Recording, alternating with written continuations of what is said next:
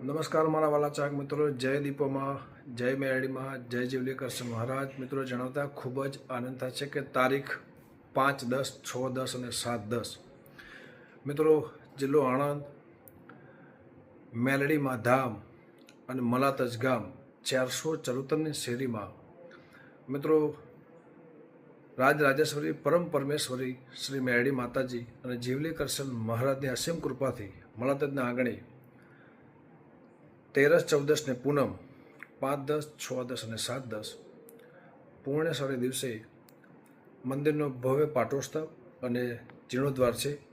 તો આ શુભ પ્રસંગે ભુવાજી શ્રી રાજાભાઈ લક્ષ્મણભાઈ અને અંકિતભાઈ રાજાભાઈ એમના આમંત્રણને માન રાખીને હું પણ આવી રહ્યો છું.